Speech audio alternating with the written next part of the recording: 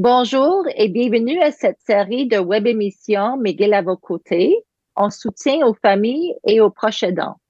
Je suis Claire Webster, ancienne proche aidante, conseillère certifiée en soins pour les troubles neurocognitifs et fondatrice du programme de formation sur les troubles neurocognitifs de l'Université McGill. Je travaille avec une équipe dynamique d'éminents professionnels de la santé qui supervisent ce programme avec moi, dont le docteur José Moret de la division de gériatrie et le docteur Serge Gauthier, professeur émérite, anciennement du Centre de recherche pour les études sur le vieillissement de l'Université McGill. Ces web émissions sont rendues possibles grâce à la générosité de nos donateurs et McGill à vos côtés est parrainé par le programme d'engagement communautaire de Amelia Saputo pour les soins de la démence. Le programme de formation sur les troubles de neurocognitifs de McGill offre une gamme complète de ressources gratuites pour éduquer et soutenir les personnes atteintes des troubles neurocognitifs, ainsi que les proches aidants, les professionnels de la santé et les étudiants en médecine et le grand public. Une de nos ressources les plus importantes est ce livret-là, qui s'appelle Troubles neurocognitifs, votre guide d'accompagnement. Ça peut être téléchargé gratuitement sur notre site web. C'est traduit en presque 15 langues différentes et vous pouvez vous obtenir une copie sur Amazon.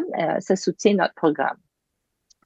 Alors, aujourd'hui, nous allons aborder un sujet très important. C'est vraiment que faut-il prendre que faut-il faire pour prendre des décisions au nom d'une autre personne? J'aimerais vous présenter mon invité très spécial, Maître Hélène Gay. Maître Gay est une avocate diplômée de McGill. Et elle travaille en étroite collaboration avec les personnes âgées et leurs proches aidants afin de démystifier et de faciliter les processus juridiques. Elle pratique depuis plus de 30 ans dans le droit de la santé, le droit relatif aux droits de la personne et le droit des aînés. Maître Gay apportera des éclaircissements sur les évaluations et les documents juridiques requis pour prendre des décisions au nom d'une personne qui n'est plus en mesure de le faire pour elle-même. Alors, bienvenue à McGill à vos côtés, Maître Gay. Bien, merci infiniment pour votre invitation. C'est un grand plaisir de participer justement à cette formation pour McGill. Merci. Alors, merci beaucoup, Claire, pour l'invitation à participer à cette formation, à ce webinaire dans le programme de formation sur les troubles neurocognitifs de l'Université McGill. C'est un grand privilège de m'entretenir et d'entretenir les gens, les participants, les auditeurs à mieux connaître effectivement les mesures de protection, de représentation et d'assistance à l'égard des personnes qui sont majeures et de voir même le rôle du curateur public. Alors, j'ai préparé une séquence de diapositives pour vous permettre de mieux comprendre ce qu'il en est. Alors, j'aimerais clarifier certains titres et termes légaux avec lesquels il faut être familier et pas s'inquiéter de la teneur. Ce que je veux dire, c'est que oui, il y a des termes, il y a des expressions, mais quand on les connaît bien, on peut s'en servir correctement et de manière raisonnable pour les personnes qu'on assiste et les personnes qu'on voudrait représenter. Donc, on va voir à travers les différents documents, que ce soit la procuration, le mandat de protection, la tutelle, la représentation temporaire et l'assistance à une personne majeure apte. On va voir de quoi il en retourne, ce qu'on veut dire et qu'est-ce que ça comporte. Et on va voir aussi en quoi est-ce que une tutelle exercée par le curateur public peut être à l'occasion ouverte. Alors, dans un premier temps, la procuration. La procuration, qu'est-ce que c'est? La procuration, c'est un mandat, c'est un contrat. C'est un contrat qu'une personne va donner à une autre personne pour accomplir certains actes juridiques. L'objectif, c'est d'être ni plus ni moins assisté et non pas représenté. C'est-à-dire que je voudrais avoir une personne qui aussi participe à connaître des informations qui me concernent et à poser des actes juridiques surtout. Quand est-ce que je confie une procuration? Ben, quand j'ai toute ma tête et que je suis en mesure d'identifier une personne en qui j'ai confiance et à qui je voudrais lui confier l'accomplissement de certains actes. Donc, certains actes, ça peut être me défendre par rapport à une décision du locateur, aller devant le tribunal administratif du logement, mais ça pourrait être aussi tout simplement de s'assurer de recevoir ma correspondance et de l'ouvrir en ma présence. Ça pourrait être aussi de prendre soin de mes plantes, de prendre soin de mon chat. Donc, ça varie beaucoup. Alors, les modalités sont très simples. Il ne s'agit pas d'un document formel qui doit être enregistré, bien au contraire. C'est très simple, mais ça oblige effectivement la personne qui accepte, qu'on va appeler le mandataire ou la mandataire, de poser certains actes. Alors, il y a des devoirs de tout mandataire qui accepte une procuration.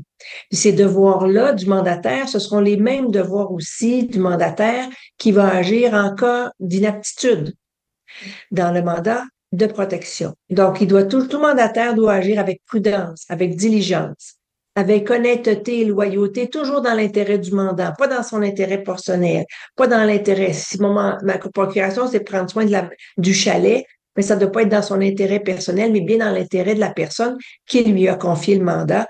Donc, l'important aussi de toujours avoir en tête de ne pas se placer dans une situation de conflit entre l'intérêt personnel et l'intérêt du mandant qui m'a confié la tâche.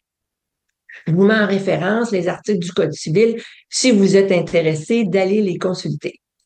Alors, devoir de tout mandataire également, il faut accomplir l'acte soi-même, ne pas se substituer, ne pas déléguer une autre personne pour le faire, à moins que ce soit sur la demande du mandataire. Aussi, il faut rendre compte à son mandataire. Quand on a une procuration générale, bien, il faut lui rendre compte, il faut lui dire où je suis rendu dans l'exécution du mandat. Et à la fin du mandat, je dois lui dire, mon mandat est accompli, voici, c'est terminé. Évidemment, si j'ai une procuration bancaire, ça se peut que ça ne se termine pas. Puis ma procuration bancaire, elle est valide tout le temps que la personne qui a confié le mandat a sa capacité pour continuer de décider par elle-même et prendre ses décisions. Donc, la fin de la procuration surviendra quand? Bien, elle surviendra à la fin du mandat. Si c'était, par exemple, de faire valoir des droits devant un tribunal, bien, à ce moment, tribunal administratif du logement, à titre d'exemple, bien, l'accomplissement de ce mandat-là fera en sorte qu'il y a fin à la procuration.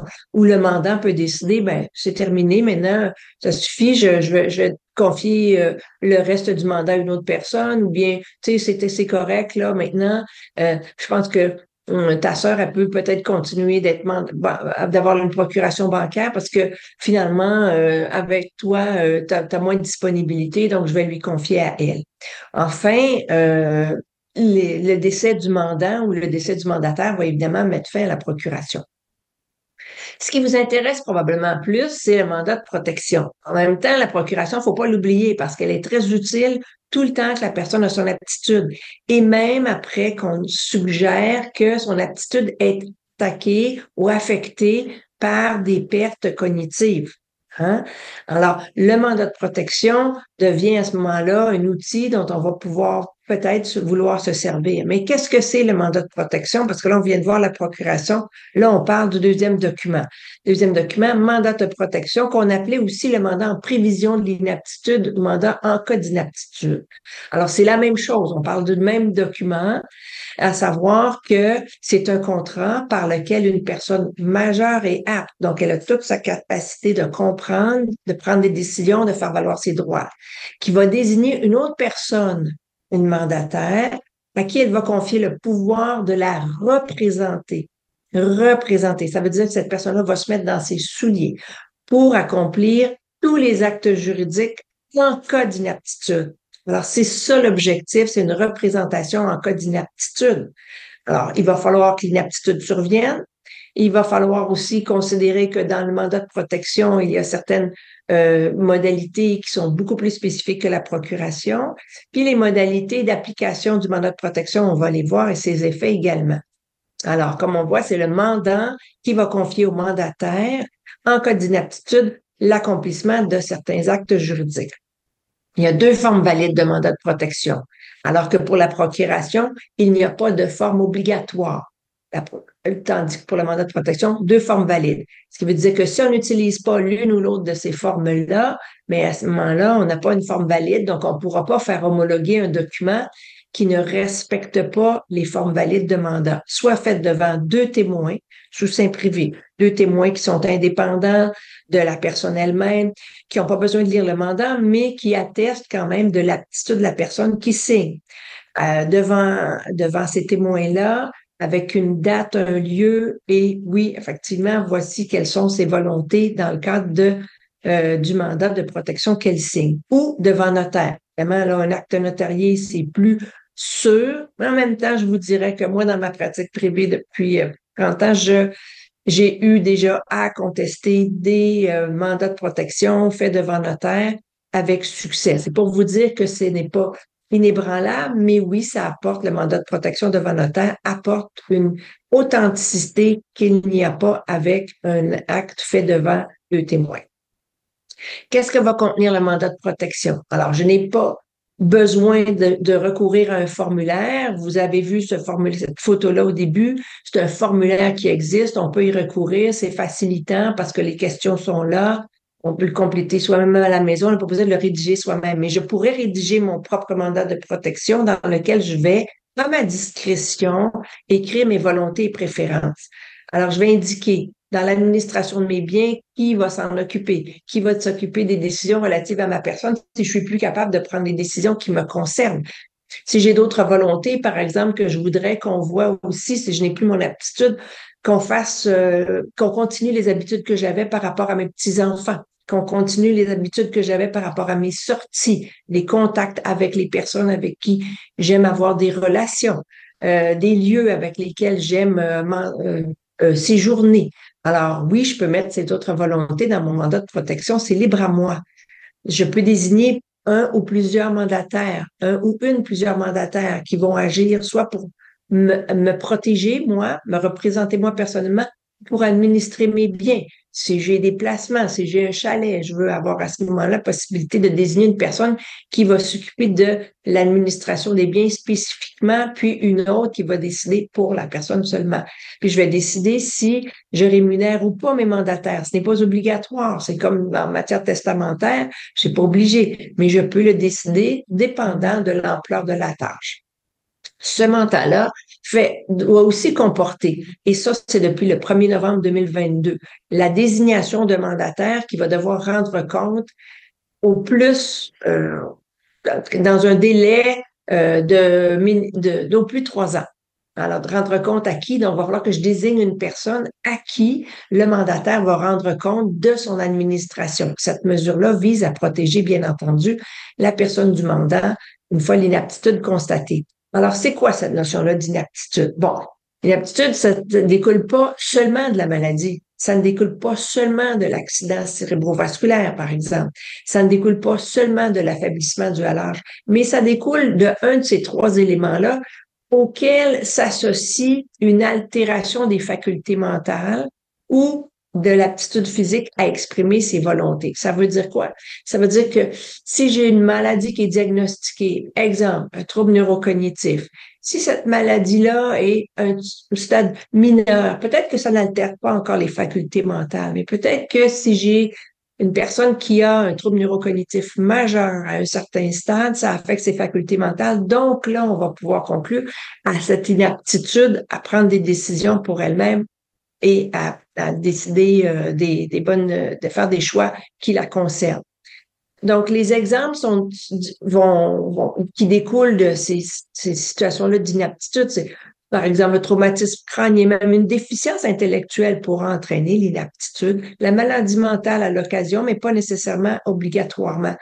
L'affaiblissement dû à l'âge, tout le monde, en vieillissant, il y a une espèce d'affaiblissement qui s'installe. Ce n'est pas automatique. Il faut toujours retenir que ça doit altérer les facultés mentales ou l'aptitude physique à exprimer ses volontés. Donc, il va falloir que des évaluations soient faites. Ces évaluations-là sont faites par qui? C'est très important de retenir qu'il y a des professionnels qui sont formés pour faire ces évaluations-là. Puis peut-être que vous avez déjà cette information-là. Ah oui, bon, L'inaptitude, c'est compliqué à comprendre. En fait, l'inaptitude, c'est un constat qui se fait au plan clinique, tout d'abord, par le biais d'un médecin et puis par le biais d'une travailleuse ou d'un travailleur social. Le médecin, il va regarder davantage, bien entendu, il va se poser sur un diagnostic, puis il va évaluer les facultés cognitives et mentales de la personne, puis il va les mettre en lien avec le diagnostic. Donc, il va dire, oui, mais là, on est à un stade suffisamment avancé pour que la personne a perdu sa mémoire, son jugement, elle n'arrive pas à identifier ses proches. Il y a définitivement un processus de trouble neurocognitif qui s'installe, qui est irréversible. Et la conclusion qu'apporte le médecin, c'est celle d'inaptitude à prendre soin d'elle-même et à prendre des décisions pour elle-même. Le travail social va aller avec une enquête psychosociale qui va prendre plusieurs heures, puisque le formulaire qu'il doit remplir, il est très long, il y a plus de 25 pages. Le médecin également, c'est un formulaire qui est assez long, des formulaires qui sont obligatoires, qui sont mis en ligne par le curateur public du Québec. Vous pouvez aller les consulter. Et ce sont des formulaires qui doivent être complétés complètement, dans lesquels les professionnels se prononcent même sur la question de la maltraitance à l'égard de la personne concernée pour laquelle on pense homologuer le mandat. Donc, il y a une évaluation qui se fait de façon très étroite de la situation de la personne pour permettre une conclusion d'aptitude ou d'inaptitude. Alors, quand on évalue l'inaptitude, ben, généralement, on va arriver à des conclusions d'inaptitude, puis les professionnels vont se prononcer aussi sur l'étendue et la durée. Une fois que ces rapports-là sont faits, alors à ce moment-là, ce qui nous intéresse aussi, c'est, je suis mandataire, je voudrais probablement voir s'il y a lieu de faire une prochaine étape. Oui, parce qu'un mandat de protection en soi, c'est pas un document dont je peux me servir pour aller à la banque et dire voici, j'ai un mandat de protection. Non, il faut l'homologation du mandat de protection. Ça veut dire quoi? Ça veut dire que l'exécution du mandat de protection est subordonnée à la survenance de l'inaptitude, comme on vient de le voir, plus l'homologation par le tribunal, qui est faite par le mandataire désigné. Avant l'homologation, le mandat de protection ne produit pas d'effet. Celui qui continue de produire des effets, c'est la procuration. Donc, c'est important de savoir qu'il y a une espèce d'arrimage ici qui est utile. Donc, le processus d'homologation, on se demande, qui va faire la demande? Ben, la demande peut être faite par le mandataire ou le mandataire substitut. C'est toujours préférable de consulter un avocat ou une avocate parce que ce processus-là, il est quand même assez complexe, puis il requiert un professionnel du droit pour agir. Alors, ce professionnel du droit va colliger les rapports d'évaluation, va formuler la demande. Et ce qu'il faut savoir, c'est que la personne qui est mandante, donc, va aussi recevoir signification de la demande. Donc, elle va recevoir une demande à l'effet de « on va homologuer le mandat parce qu'on a des conclusions d'inaptitude », ce qui n'est pas toujours bien reçu de la part de la personne qui reçoit la signification de la demande d'homologation. Elle va devoir être interrogée ou en rencontrer, bien entendu dans les stades très avancés de perte cognitive. La personne qui reçoit la procédure pourra ne pas la comprendre, pourra ne pas réagir ou être dans l'impossibilité là d'exprimer un acquiescement ou une opposition à la demande. Mais c'est sûr que un juge ou un greffier spécial ou un notaire devra constater l'inaptitude de la personne. À l'inverse, la personne concernée pourrait, si elle est en désaccord avec la demande d'homologation du mandat de protection, dire « Moi, je ne suis pas inapte, je veux contester, je veux engager un avocat, je veux me défendre, je ne veux pas je ne veux pas que le mandat de protection soit homologué, je ne suis pas inapte. » Alors là, à ce moment-là, ça va procéder en audition devant un juge. Et cette situation-là, évidemment, ça peut causer des soucis pour le mandataire, les mandataires. On peut s'inquiéter du fait que la personne ne comprend pas, c'est pas dans son intérêt de s'opposer, mais elle a le droit de s'opposer à la demande d'homologation. La règle, c'est d'homologuer le mandat de protection, mais il arrive exceptionnellement que l'opposition fait en sorte que l'homologation du mandat ne sera pas réalisée. Il pourrait y alors avoir une possibilité qu'une personne proche du mandataire ou que du mandant plutôt que une personne proche ou une autre personne de l'entourage du mandant demande à ne pas homologuer le mandat en raison des questionnements, des inquiétudes par rapport au mandataire, sa fiabilité, sa probité. Et alors, à ce moment-là, le mandat ne serait pas homologué et peut-être qu'on s'orienterait vers l'ouverture d'une tutelle et on demanderait même une personne neutre comme le curateur public. Dans ces cas-là, évidemment, ça procède devant un juge. Il va falloir faire une démonstration qu'il y a véritablement un abus réel ou un désaccord sérieux et profond entre les co-mandataires qui ne peuvent pas travailler ensemble dans l'optique de bien protéger la personne qui a signé le mandat. Alors, la révocation du mandat de protection, c'est une possibilité. Ce sont des situations qui sont exceptionnelles, sauf dans ma pratique, je vous dirais, parce que ça arrive quand même régulièrement puisque je suis en litige, que ces situations-là surviennent où là, il y a quelqu'un de l'entourage du mandant qui dit, ben écoutez, moi, j'ai pu constater qu'il y a eu des retraits dans le compte de banque. Moi, j'ai pu constater qu'il ne s'assure pas du meilleur intérêt de maman en lui permettant de sortir de sa chambre, de sortir de son CHSLD alors qu'elle est encore capable. Donc, il peut y avoir des motifs sérieux qui sont soulevés en opposition à l'homologation du mandat de protection qui confie au mandataire des devoirs très importants, une représentation très significative. Parce que homologuer un mandat de protection, ça veut dire permettre au mandataire de représenter la personne dans tous les actes qui concernent le mandat, tous les actes juridiques, qu'on parle de toutes les questions de soins, d'hébergement, de maintien à domicile, de service à domicile, que ce soit toutes les questions d'administration des biens. Bon, combien on met de côté pour les prochaines années à venir?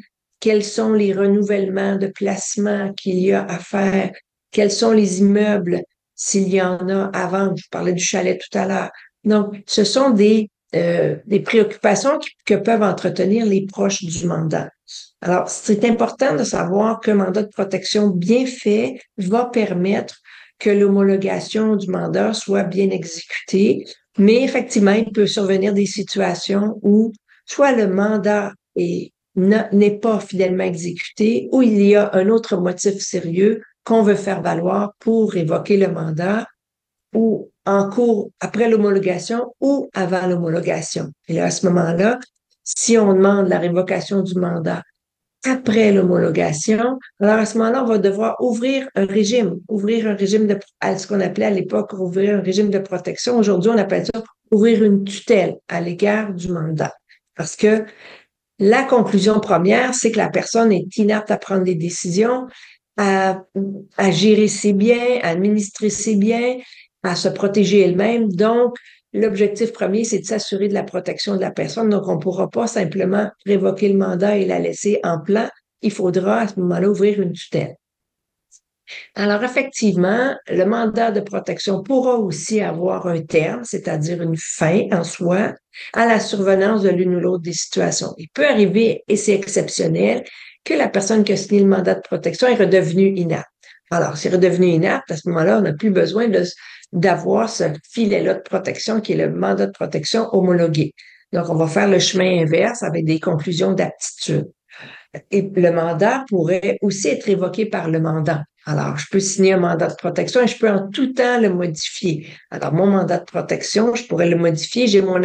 J'ai récupéré mon aptitude. Je choisis d'annuler ou de révoquer mon mandat de protection et de changer mes mandataires ou de changer l'optique dans laquelle j'avais préparé mon mandat de protection initial. Ensuite de ça, la situation où le mandataire renonce d'agir comme, pardonnez-moi, là, il y a une coquille dans ma présentation.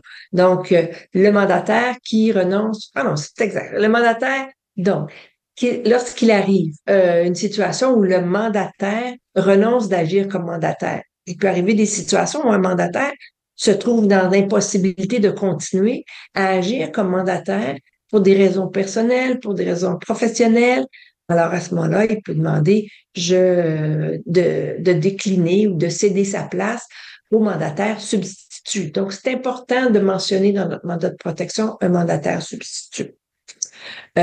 Évidemment, le mandat de protection prend fin lorsque le mandant décède ou le mandataire décède et une tutelle sera ouverte si il est nécessaire. Alors ça, évidemment, ça met fin à la mise en œuvre du mandat de protection parce qu'on remplace par un autre moyen de protection. Alors, parlons-en de la tutelle au majeur inapte.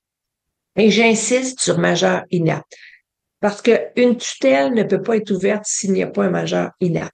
Alors, encore une fois, l'inaptitude, on vient de la voir, on vient de voir qu'il y a des évaluations qui doivent être faites, par qui elles doivent être faites et ce qu'elles doivent comporter dans leur analyse. Bien, c'est l'évaluation clinique de l'inaptitude. Parce que nous, avocates, qu'est-ce qu'on fait? C'est on transporte devant le tribunal les demandes d'homologation et les demandes d'ouverture de tutelle pour permettre au tribunal de conclure à une inaptitude légale. Alors, l'objectif de la tutelle au majeur, qui est différente de l'homologation du mandat de protection, la tutelle, c'est quoi? L'objectif, c'est de protéger une personne majeure. Elle doit toujours être établie dans l'intérêt de la personne. Ça vise à assurer sa protection, comme le mandat de protection. Administrer son patrimoine, comme le mandat de protection. L'exercice de ses droits civils, comme le mandat de protection. Quand est-ce que je vais vouloir envisager la tutelle au majeur? C'est lorsque je n'ai pas de mandat de protection qui existe. Il n'y a pas donc de document qu'on complète et qu'on remplit. Donc, il n'y a pas de contenu à la tutelle. Je ne peux pas décider, moi, j'aimerais ça avoir une tutelle. Non, je décide d'avoir un mandat de protection et la tutelle sera ouverte si effectivement ça devient nécessaire. En termes de modalités et d'effets, on va les voir dans les prochaines minutes. Ce qu'il faut retenir, c'est que l'incapacité à laquelle on conclut lorsqu'on ouvre une tutelle, l'incapacité doit être en la faveur du majeur tout le temps. De la même façon pour que le mandat de protection. Quand le mandat de protection est homologué, toute incapacité de la personne qui est visée par ce mandat de protection qu'elle a signé un jour doit être toujours en faveur de la personne. Donc, toujours se placer en situation de bonne représentation et de meilleur intérêt de la personne.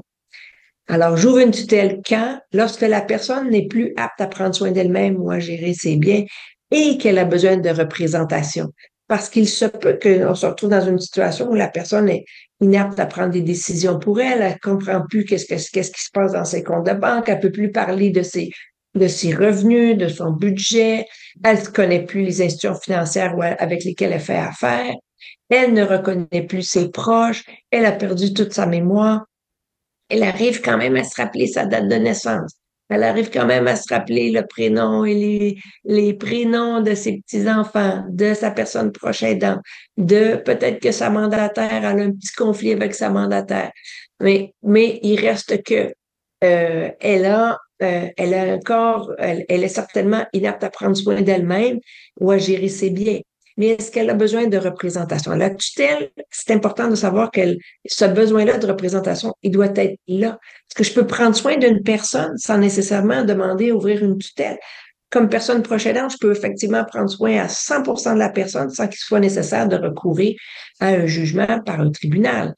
Mais ce qu'il faut savoir, c'est que la tutelle au majeur, elle est importante dans le sens où je suis face à une personne majeure qui est devenue inapte par conclusion des évaluations cliniques d'inaptitude et qui a besoin de représentation très souvent en raison de son isolement, en raison de la nature de ses affaires, de l'état de ses affaires, s'il y a des rappels de compte qui rentrent ou des déclarations de revenus pas faites ou des avis de cotisation qui arrivent et que la correspondance n'est pas ouverte ou encore que des avis de la ville comme quoi les taxes sont pas payées. Bien naturellement, on a une grande préoccupation ici.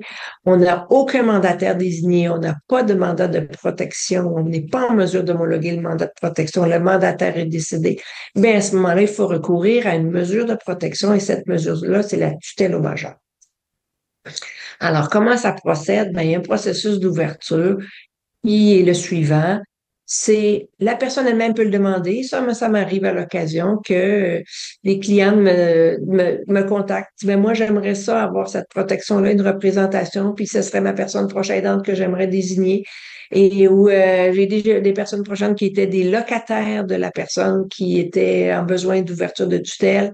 Les situations varient beaucoup d'une personne à l'autre. Alors, la personne qui fait la demande pour l'ouverture d'une tutelle, ça peut être tant la personne elle-même que le conjoint de la personne, que des proches parents, des alliés, une personne qui démontre un intérêt particulier. Je vous parle du locataire, je vous parle d'une personne qui n'est pas en lien de sang avec la personne concernée, puis qui peut faire une demande parce que c'est une personne qui démontre un intérêt particulier. Ou toute autre personne, comme le mandataire, peut aussi faire une demande d'ouverture de tutelle parce qu'il s'aperçoit que le mandat de protection, s'il est homologué, il va aller beaucoup trop loin dans la protection puis l'exercice des droits parce qu'une fois homologué, le mandat de protection confie l'exercice de tous les droits à la mandataire. Alors, je voudrais une tutelle parce que je considère que la personne que je représente, elle est encore capable de poser beaucoup d'actes et de prendre plusieurs décisions. Mais je veux la protéger. Donc, je préfère ouvrir une tutelle.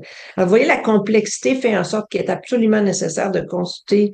Moi, je dis préférable, mais je trouve que c'est presque nécessaire de consulter un avocat ou une notaire. Alors, la demande, de la même façon qu'une demande d'homologation de mandat, va procéder avec les rapports d'évaluation. Il va y avoir un interrogatoire de la personne concernée.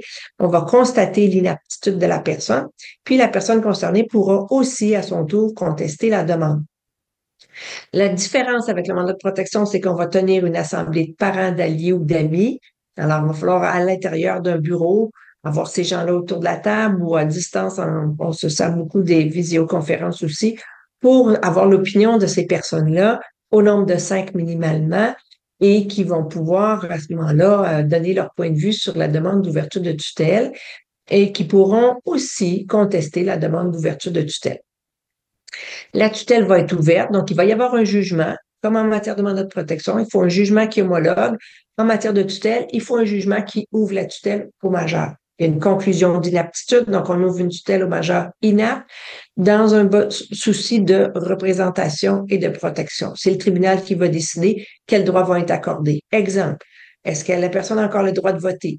Est-ce que sa garde doit être confiée à une personne en particulier? Est-ce qu'elle est encore en mesure de signer un bail? Est-ce qu'elle a accès à avoir des revenus? Tu sais, peut-être qu'on pense plus à la personne âgée qui a des troubles neurocognitifs. Et on peut se retrouver face à une personne plus jeune qui, dans ses loisirs, fait de la peinture, vend ses toiles. Alors, est-ce qu'elle a encore la possibilité de poser des actes relatifs à son emploi et de gérer le produit de son travail? Bon, le produit généré par la vente de ses toiles, par exemple.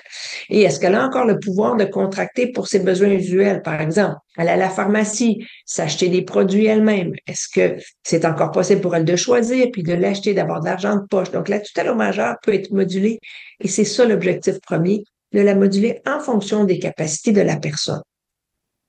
Évidemment, la personne sous tutelle a encore le droit de participer aux décisions qui la concernent, elle a le droit d'en être informée, elle a le droit d'être consultée, elle devrait vivre avec les mêmes conditions économiques qu'elle avait avant la tutelle. Une personne qui était habituée à un certain niveau de vie, elle devrait pouvoir continuer de vivre avec ce même niveau de vie. Je me souviens d'une décision rendue dans le district de Rimouski où le juge s'est assuré que madame qui avait un patrimoine de quelques millions avait la possibilité d'avoir des services à la hauteur de ses moyens pour assurer son confort pour les prochaines années. À l'âge de 95 ans, elle avait bien le droit de bénéficier de cet apport-là de son patrimoine. Et aussi, il y a des réévaluations qui doivent être faites. Et effectivement, la personne qui est sous tutelle pourrait même exprimer le désir de changer de tuteur parce qu'elle s'entend plus avec son tuteur, puis elle a exprimé le choix d'avoir un autre tuteur. Évidemment, vous pouvez penser que ces situations-là, on a besoin de regarder ça sous un angle légal, donc il faut absolument consulter, en particulier sur la question du remplacement du tuteur. Et la personne sous tutelle, comme la personne sous mandat de protection homologuée, doit avoir la possibilité de maintenir des contacts avec les personnes significatives, refuser les contacts avec sa famille si c'est son choix, accepter ou refuser un traitement médical. Oui, parce que même sous tutelle, même sous mandat de protection, la personne qui est représentée par tuteur, par mandataire, doit avoir la possibilité de s'exprimer face à une demande d'hébergement, une demande de soins en particulier. Elle a, par la loi, cette possibilité-là d'exprimer son point de vue et d'être entendue par un tribunal. Elle pourra aussi retenir les services d'un avocat dans le cadre de la tutelle. Le tuteur à la personne a des devoirs également, et ce sont des devoirs assez importants et assez lourds, puis il faut le savoir, il faut les connaître. Je vous en énumère ici certains d'entre eux, les plus importants. Bien entendu, le bien-être moral d'abord et avant tout de la personne et son bien-être matériel. S'assurer de l'exercice de ses droits civils, ça veut dire s'assurer qu'elle a la liberté de mouvement dans la mesure du possible, qu'elle a droit à sa vie privée, s'assurer que si elle est gardée dans si elle est en CHSLD, bien à ce moment-là, dans un milieu de vie, le milieu de vie est approprié, répond à ses besoins.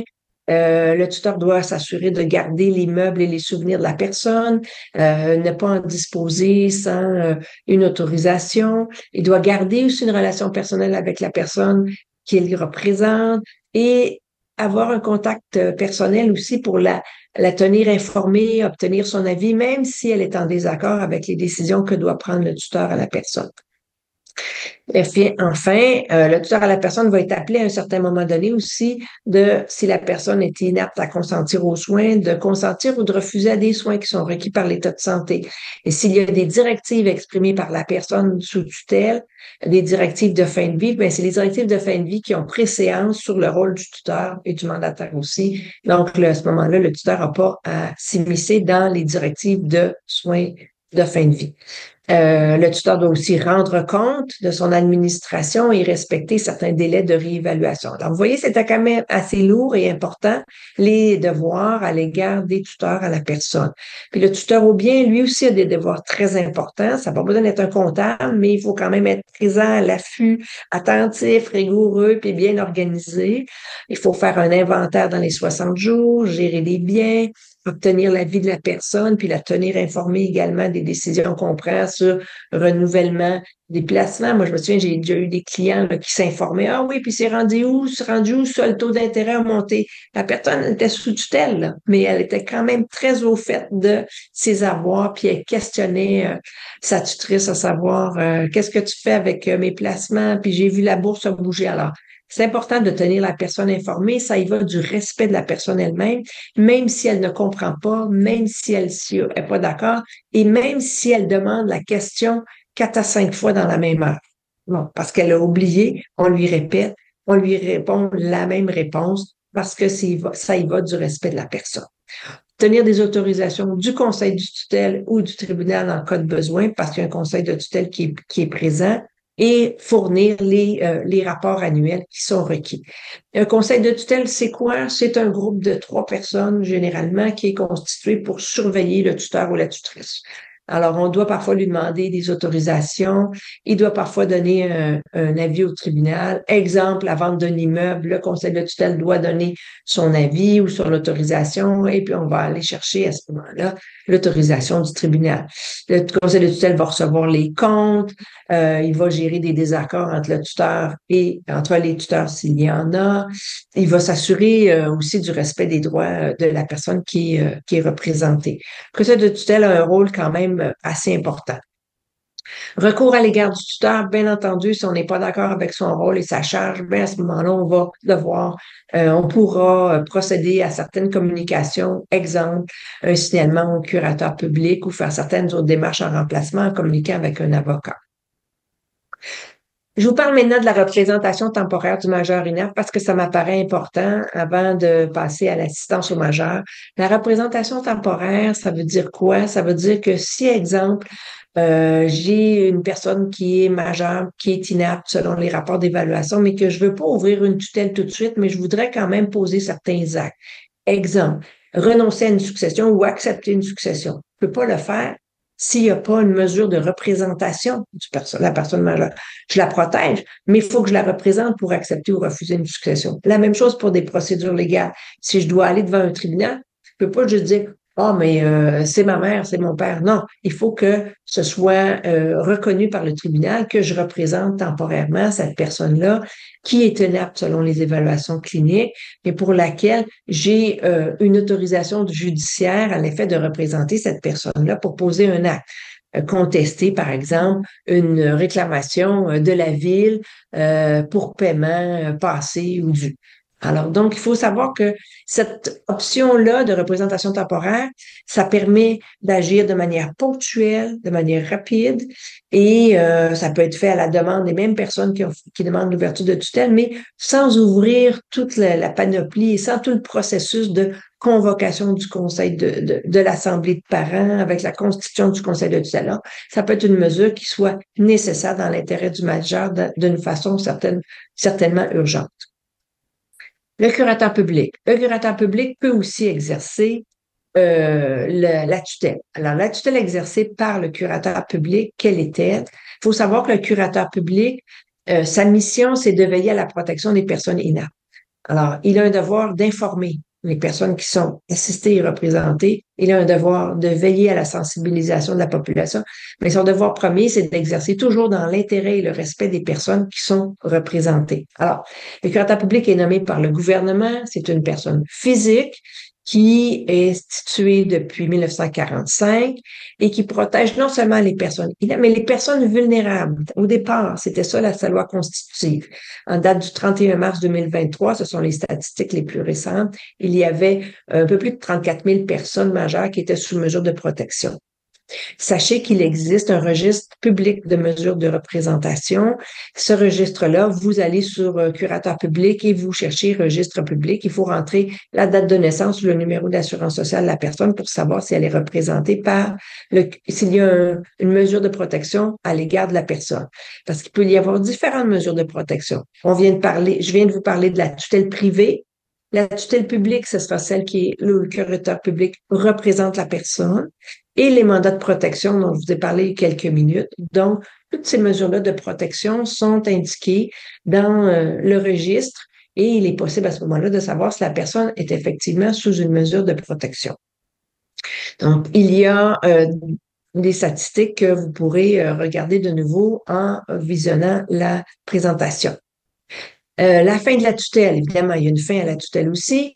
Une main levée, ça veut dire qu'on conclut que la personne est apte, donc on met fin à la tutelle. Donc, il pourrait y avoir un renversement. Avec les troubles neurocognitifs majeurs, ceci est exceptionnel, sinon très inhabituel, sinon très peu existant. Mais c'est des situations qui arrivent à l'occasion, ça m'est arrivé aussi. Le décès du majeur, évidemment, va mettre fin à la tutelle, ce qui veut dire que le tuteur, quel qu'il soit, que ce soit une personne physique, que ce soit le curateur public, cesse d'avoir un rôle à jouer à partir du décès et la personne qui rentre en position de décision, c'est le liquidateur dans la succession du majeur inapte qui était sous tutelle. Et l'expiration du délai prévu pour contester un rapport pourrait aussi faire en sorte qu'il y a fin de la tutelle. Permettez-moi en terminant d'aborder un sujet très intéressant qui est celui de l'assistance au majeur. Je dis très intéressant dans le sens où c'est une nouveauté. Il présente des difficultés par ailleurs. Cette nouveauté-là est introduite le 1er novembre 2022 dans notre droit québécois. C'est une mesure qui vise non pas une personne majeure inapte, mais bien une personne majeure apte. Donc, une personne qui a encore sa capacité de comprendre, de communiquer, d'entendre, de prendre des décisions, de faire des choix, d'exprimer des volontés, mais surtout de prendre des décisions. Alors, qui est-ce qu'on vise par l'assistance au majeur? On vise une personne qui vit une difficulté, que ce soit le vieillissement, une légère déficience, une maladie mentale qui est là, présente, une limitation fonctionnelle qui comprend la nature de la mesure de l'assistance, qui est en mesure d'exprimer ses volontés et qui demande d'être assistée, par des personnes qu'elle a choisies, qui l'aident et la soutiennent. Alors, tout de suite, on pense aux personnes proches aidantes. C'est sûr, c'est en lien direct avec cette situation-là. Du reste, on a une loi qui vise à aider et soutenir les personnes proches aidantes depuis l'automne 2020. Alors, la personne qui vit une difficulté doit pas être sous mandat de protection, elle doit pas être sous tutelle pour pouvoir bénéficier de la mesure d'assistance.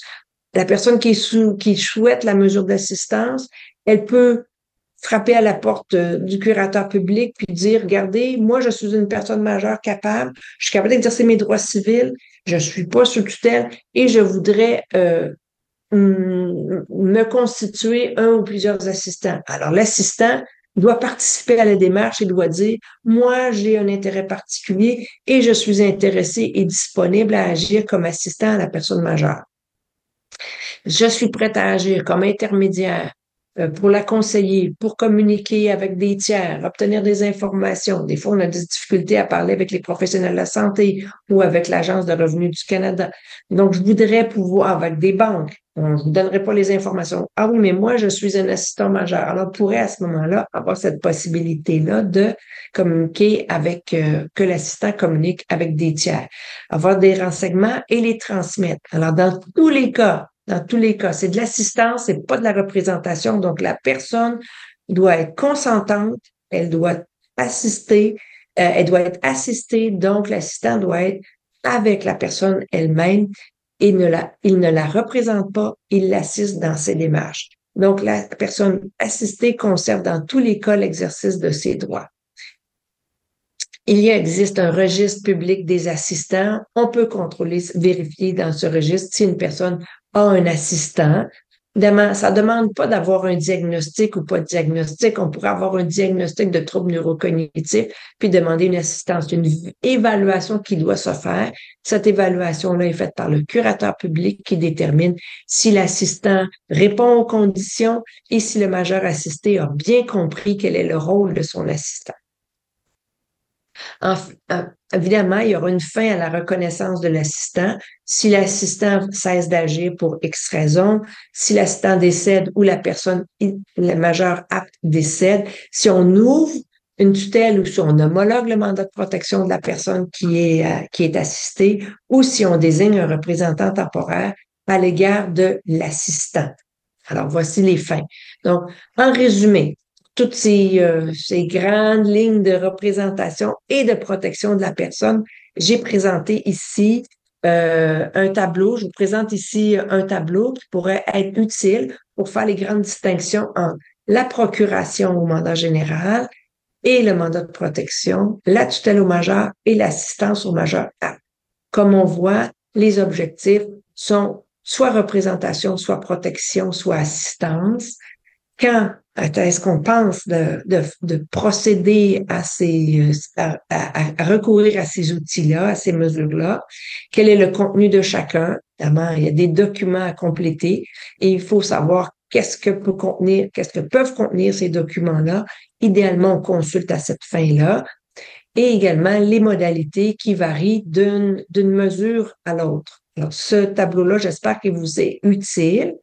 Et dans les effets, c'est très important de retenir que ça engendre bien entendu des limitations dans l'exercice des droits de la personne qui confie une mesure de protection, de représentation ou d'assistance et qui ajoute un rôle et des devoirs aux personnes qui acceptent ces rôles-là. Et en terminant, je vous ai aussi mis un tableau pour faire une grande différence entre ce qui se passe lorsque le majeur est apte, qu'est-ce qui peut se réaliser tout le temps que le majeur est apte, et ce qui peut se réaliser lorsque l'inaptitude survient et que le majeur, à ce moment-là, la personne est sous un mandat de protection ou sous tutelle. Alors, sur ce, je pense avoir complété. Si vous avez des questions, n'hésitez pas, ça me fera plaisir d'y répondre. Et des besoins de consultation également. Voici mes coordonnées et certaines références utiles pour vos fins. Merci beaucoup, Maître Gay. Vous êtes vraiment, je pense que le plus gros expert que j'ai jamais rencontré dans ce sujet-là. Je me sentais comme si j'étais un étudiant dans un cours de loi McGill. C'est les formations que les proches aidants ou les membres de famille doivent connaître. Qui nous font de l'éducation sur ça? Imagine, on est face à une maladie, on est face à savoir comment naviguer le système de la santé et là, il faut faire face à connaître les lois. Mais il y a tellement de choses à savoir. Comment est-ce que les gens se font informer de tout cela? Oui, c'est sûr qu'il y a quand même des groupes qui représentent en tout cas des groupes pour les personnes proches aidantes. Eux, ils font aussi des webinaires de formation. Moi, je pense comme vous que ça devient nécessaire et utile les personnes proches aidantes d'être mieux informées sur le nitty-gritty parce que moi, je me situe dans une position où lorsque la situation va mal, il y a des contestations, on va devant le tribunal. Alors, je suis à même, et puis je donne la formation au barreau du Québec, de sorte que je suis vraiment à l'affût de ce qui est nouveau, des exigences légales qui changent avec les années. Et je pense que c'est très important dans le sens où les personnes proches aidantes ont un intérêt à connaître. Puis même les personnes aidées à connaître, bon, qu'est-ce que je pourrais faire? Qu'est-ce que je devrais faire? Est-ce que je peux encore le faire? Est-ce que c'est quoi toute cette question-là d'inaptitude clinique, légale? Et puis, je pense qu'en bout de piste, la connaissance, ça engendre la confiance. Et je pense qu'il faut en parler de plus en plus, d'autant que de plus en plus de personnes ont besoin soit de protection, soit de représentation, soit les deux. Et donc, je trouve que le programme de formation sur les troubles neurocognitifs, il s'insère très bien à ce niveau-là. Puis vous participez justement à cette connaissance-là. C'est très fructueux. En tous les cas, moi, c'est un privilège de participer avec vous. Et si les gens ont des besoins additionnels, Claire, n'hésitez pas. Oh oui, honnêtement, c'est des situations tellement, tellement complexes, comme parce que moi, je Oui. travaille avec des proches aidants et malheureusement, c'est seulement quand nous sommes en crise, on voit qu'il y a des Oui. problèmes qui se passent, quand on dit, mais quelles sont les prochaines étapes? Parce que avant qu'il y ait des crises, personne n'agit pas. Alors, moi, qu'est-ce que j'ai trouvé aussi très intéressant et important, juste pour le répéter, à propos du tutelle au majeur, moi, on connaît souvent des personnes isolées, une personne qui vit seule, qui n'a pas d'enfant, qui n'a pas, ça peut être notre voisin que tout à coup, on voit qu'il y a des troubles neurocognitifs et on voit qui va représenter cette personne-là. Alors, comme vous avez mentionné, c'est important de signaler le CLSC ou le curateur public parce que les gens disent, mais qu'est-ce qu'on fait? Comment est-ce qu'on peut aider cette personne-là? Alors, c'est de faire la signalisation au CLSC. Oui. Puis après ça, ces professionnels-là sont en position justement de préparer une évaluation. Alors, ces évaluations-là vont obligatoirement se rendre au curateur public qui, lui, va évaluer et se dire, ah, ici, j'ai un besoin de protection plus ou moins urgent. J'ai un besoin de représentation parce que la personne, maintenant, est hébergée, puis son logement, personne ne s'en occupe. Il faut disposer des biens, il faut mettre un terme au loyer, il faut faire cesser parce qu'en hébergement, il y a un frais, il ne peut plus payer son loyer. Qu'est-ce qu'on fait avec les biens? Est-ce qu'ils vont entreposer? Est-ce qu'on, etc. Donc oui, le curateur public va avoir ce rôle-là comme tuteur public de la personne. Comme tuteur, il va devoir prendre des décisions parfois qui sont très pressantes. Puis on peut pas laisser. C'est sûr que quand on a une personne de confiance à qui on peut confier un mandat de protection, c'est bien tant mieux, ou nous plusieurs. Mais quand il y en a pas, ben il faut pas se penser que il y a un vide. Non, la tutelle est là pour assurer que la personne soit protégée. Et oui, comme vous le dites, frapper à la porte du curateur public ou du CLSC ou d'une personne qui va visiter, rendre des services, à qui je pourrais m'adresser, téléphoner. Ces gens-là sont là pour être informés d'une situation qui est préoccupante par rapport à, comme vous dites, une voisine ou une personne proche pour laquelle nous, on ne sait pas ce qu'on peut faire au plan légal, mais on sait qu'elle a des besoins. Qu'est-ce qui arrive? Parce que ça, c'est une autre question que je reçois souvent. Qu'est-ce qui arrive si une personne n'a pas les moyens financiers pour engager un avocat ou un notaire? Ou est-ce que quand le curateur public va aller voir ou le CLC, est-ce que c'est gratuit ou est-ce qu'il y a quelqu'un qui doit rembourser pour ces services-là? Qu'est-ce qui se passe dans un cas comme ça? Le curateur public, lorsqu'il initie la démarche, à ce moment-là, il y a pas de personne physique qui va être soumise à un paiement quelconque. Euh, pour le mandat, quand on homologue le mandat de protection, généralement, le mandat de protection contient une clause à l'effet que les frais et honoraires pour l'homologation du mandat reviennent à la personne qui a signé le mandat. Donc, ça va être elle qui va les assumer. Puis, pour la tutelle, bien, exemple, ma tante n'a pas de mandat de protection. Moi, je comprends depuis les professionnels qu'il y a il y a une inaptitude qui est installée, les troubles neurocognitifs sont suffisamment avancés, et puis elle a besoin de protection parce que là, elle rentre en CHSLD, puis moi, je dois vider son condo. Alors donc, je vais faire la démarche. Je vais demander que les frais et honoraires soient assumés par ma tante. Mais il se pourrait que dans l'intervalle, je doive effectivement assumer les frais judiciaires parce qu'ouvrir un dossier à la cour, ça coûte des sous. Les frais les honoraires également du notaire ou de l'avocat.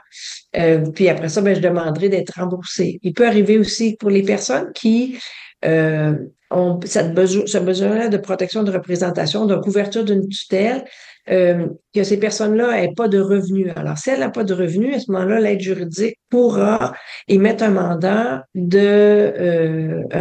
d'admissibilité pour la personne qui va faire la démarche. La personne qui va faire la démarche va dire, moi, je le fais dans son intérêt pour la protéger et la représenter. Je demande à ce qu'il y ait une tutelle qui soit mise en place. Peut-être que j'aimerais être nommée, peut-être que ce sera quelqu'un d'autre, mais il faudrait faire la démarche. Puis là, ben, l'aide juridique pourrait émettre un mandat pour que cette personne-là agisse sans frais. Donc, l'aide juridique va payer les frais de la démarche d'ouverture du dossier à la cour et de l'avocat qui va préparer la demande.